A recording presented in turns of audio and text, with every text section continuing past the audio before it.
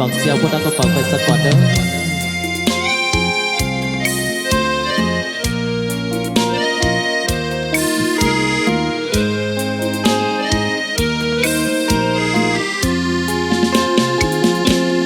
อย่า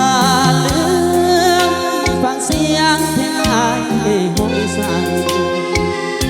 ก่อนจากก่อนลายังให้คำสัญญาว่าจะหักหน้า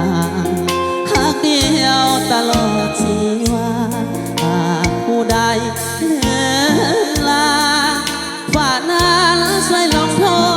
ษมันอย่าลืมฟังเสียงเพลงอายคงส่งปานีโลกคงเขาองเธอง่ายบ่น้องอย่าน้อยใจว่าสายนี้จะลืมขอน้องจงมั่นใจว่าสายหักแท้แน่นอนน้องนาจะเหมือนตัวอายบ่น้องหรือมีคู่ความมองน้องจากอายไปก่อนน้องอย่าได้ลืมสัญญาเลยนะพี่ไม่เป็นคู่เพียงมองหัวบังอ่อนตลอดสิว่าอย่าลืมฟังเสียงเพลงอายเสียก่อนจะเข้านอนห้องวอนมากอดนิทานน้องจงได้นอนฝันดีเธอนะแก้วตาขอน้องอย่าลืมลาสัญญาเอาเดินหน้า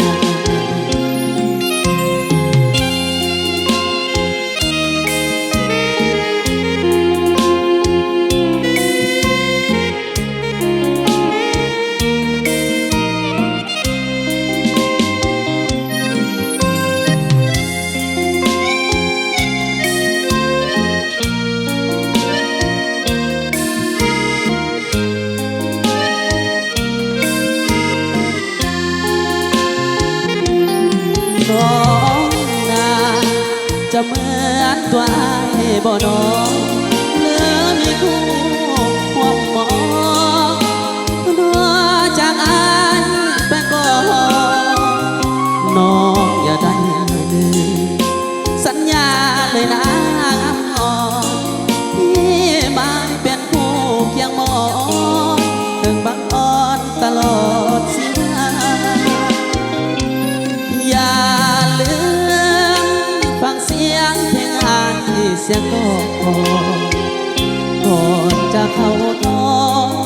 ห้องวอนมากอดนิทานน้องจงได้นอนฝันดีเถิดนะแก้วตาขอน้องอย่าลืมลาสัญญาเขาเดิน